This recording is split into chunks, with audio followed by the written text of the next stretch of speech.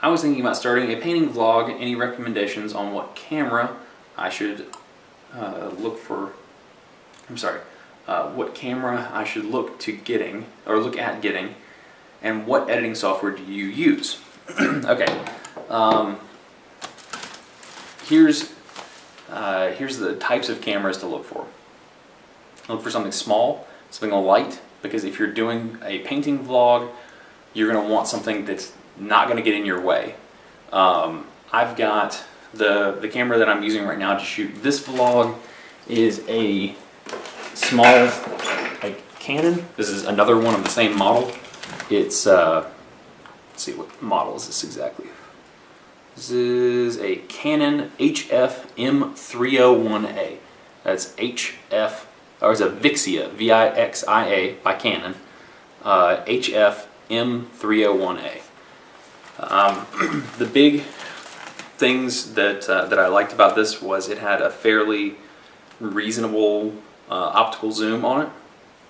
It can do pretty decent macro.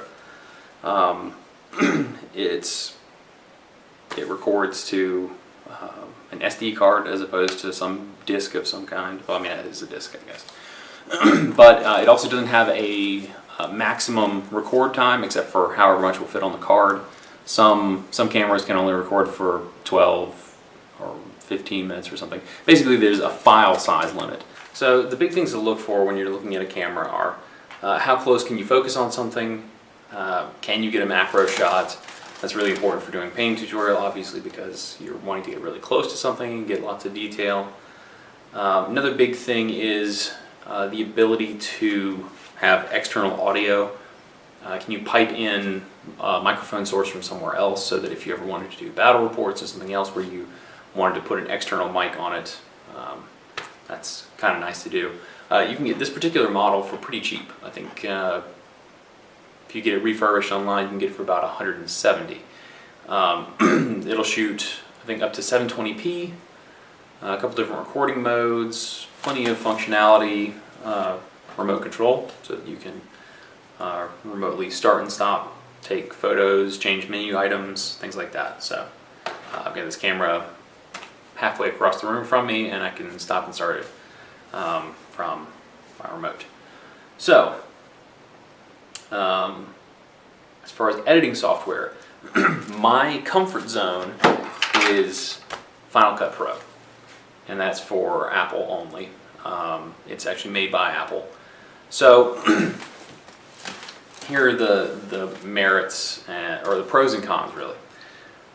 You can get other editing software. In fact, if you own a PC, you've already got some editing software that you can use. That is Windows. I think it's still called Windows Live Movie Maker. It may not be called that exactly anymore, but just look for Movie Maker from Windows or from Microsoft. They first few tutorials I did, I actually edited with that, despite the fact that I was much more comfortable with Final Cut. It was just a little too cumbersome. The new version of Final Cut 10, it's actually spelled Final Cut X, like the Roman numeral for 10. Quite streamlined. If you're not already familiar with another suite of editing software, I highly recommend it. Final Cut 10 is quite nice. There's lots of really easily accessible features. It's just drag and drop. You've got multiple levels in your timeline, so you can do non-linear editing. You can drop in as many audio tracks, adjust the levels as you like. You've got a stack of videos where if you're dropping icons or other things on there, it's really just what you see is what you get, dragging it around. You can add transitions and fades and whatnot all over the place. You can also do some color correction, other random things. It's a pretty robust piece of software. Full-length feature films have been edited with Final Cut Suite before. I went to school for film and video, and that is what I learned on. I learned on actually Final Cut 6. This is 2 versions later. Final Cut, they jumped 8 and 9 for some reason. I don't know. I think they just wanted to get to X. So anyway, that is what I suggest. There are other things out there. There's Vegas Studio, or I think it's Vegas. I think it's a Sony product. I believe the rest of the Mini Wargaming crew uses that for their editing.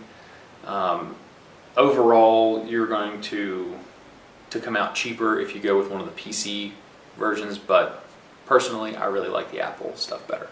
It's not because I'm a Mac fanboy. I have plenty of PCs.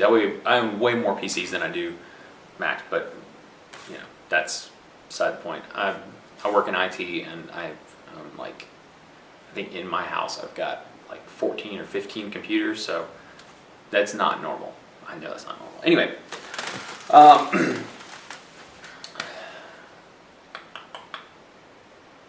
feel like there's more information I should pass on to you, but it's all kind of jumbled at the moment.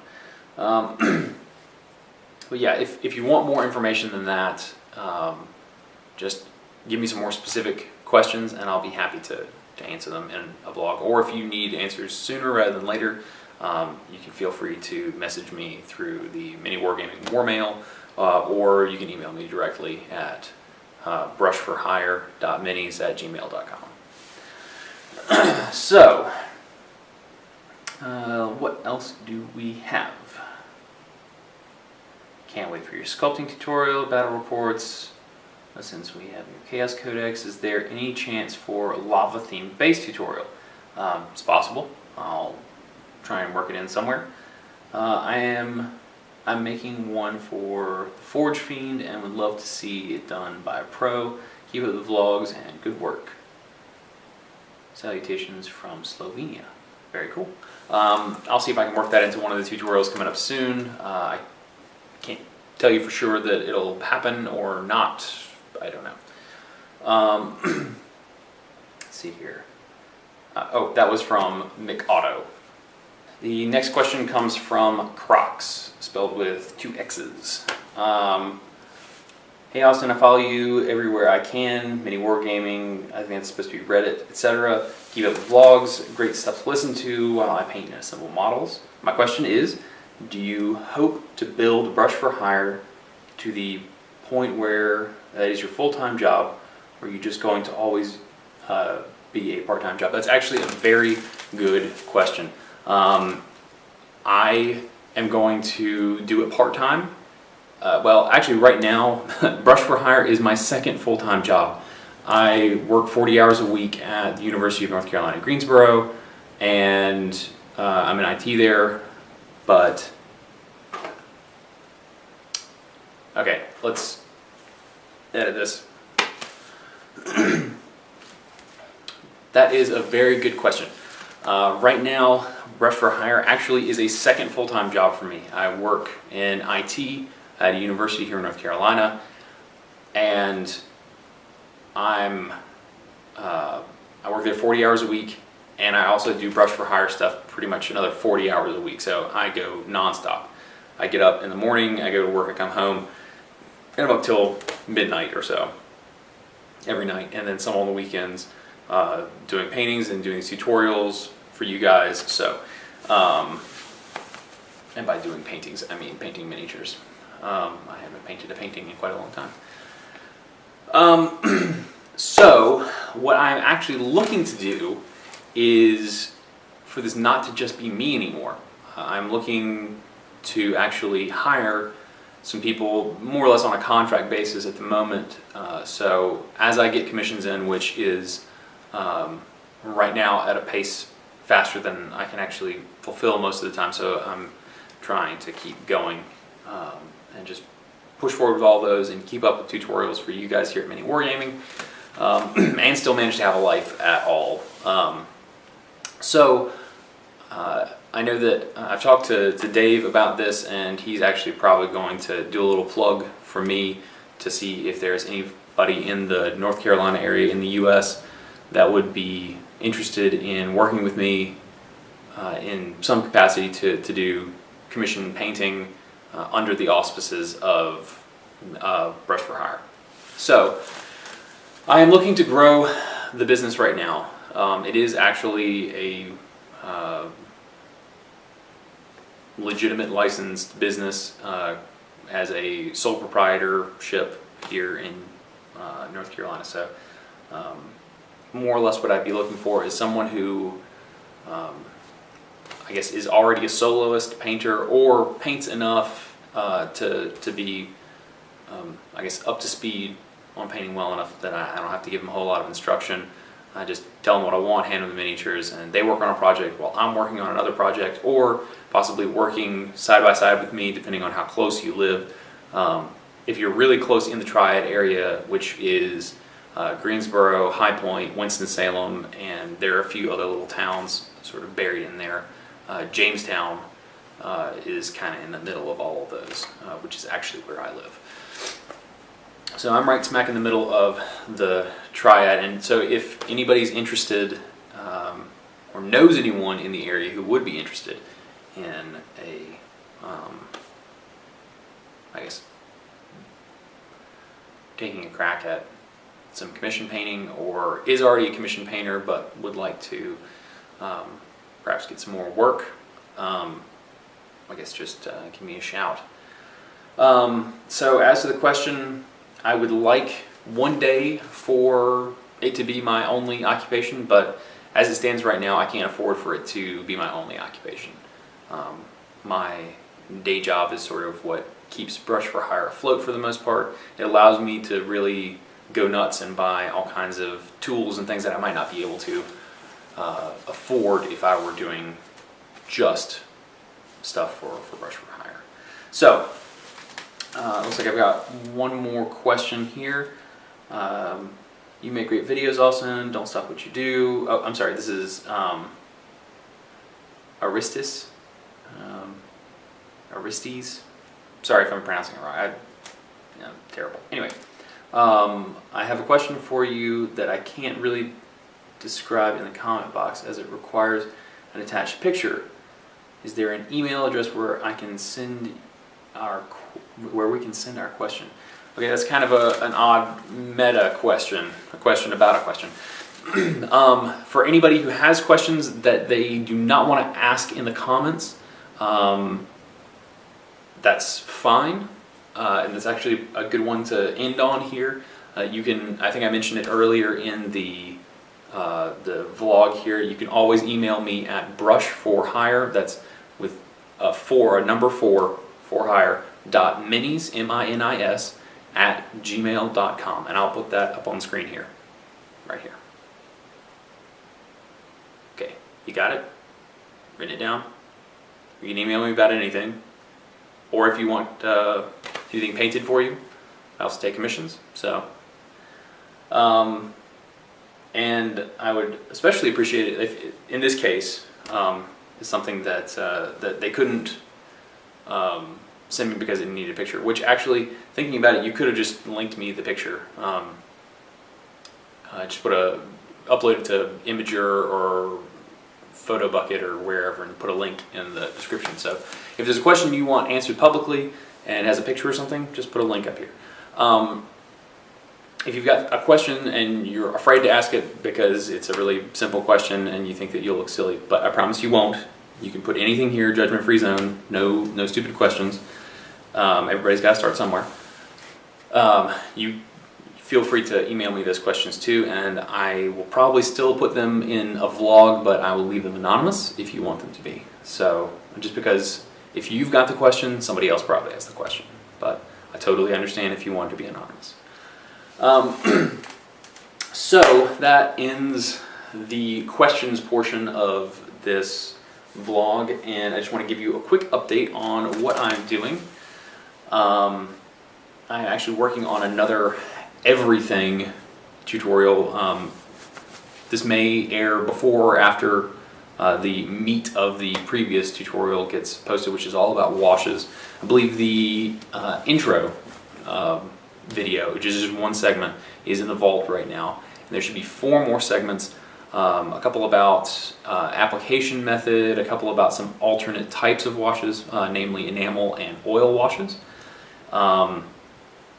Also, let's see here, there's saturation stuff, the types, I did a tutorial on painting with just washes, and that's kind of a misnomer because I did use a little bit of paint, obviously we have to prime the miniature first, so there's some paint there. But realistically, about 95% all wash products.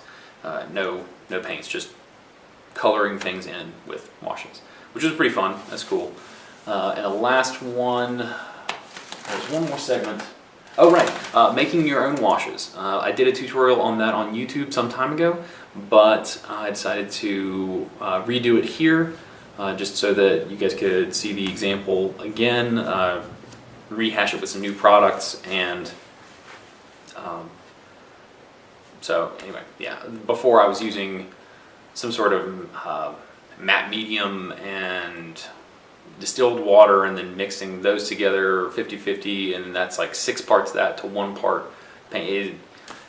Realistically, it seems like everybody always asks me for the exact formula for things, and it just doesn't work that way.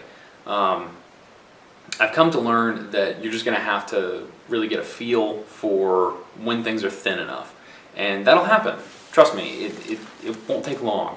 If you just tinker with it enough, you'll be able to tell, and you'll also see the signs of when you thin something too much. You'll be able to add a little bit more paint and get it back to a workable consistency. So yeah, just trust your instincts. I don't mean to sound too, Obi-Wan Kenobi there, but just feel everything out, see what the consistency looks like. That was kind of a random tangent to go down here, but what else? Oh, right. The other everything tutorial that I'm working on, which is going to be Chaos Everything. That'll be coming up soon, and the idea behind that is we're going to take 4 different Chaos Lords and paint up each one from one of the 4 gods. So we're going to have a Terminator Lord of Corn. We're going to have a Nurgle Lord, and that's actually going to be the one from the Dark Vengeance box. And then we've got, let's see, we've got a Dark Apostle and a one of the new Finecast Sorcerers. So those 2 Finecast models.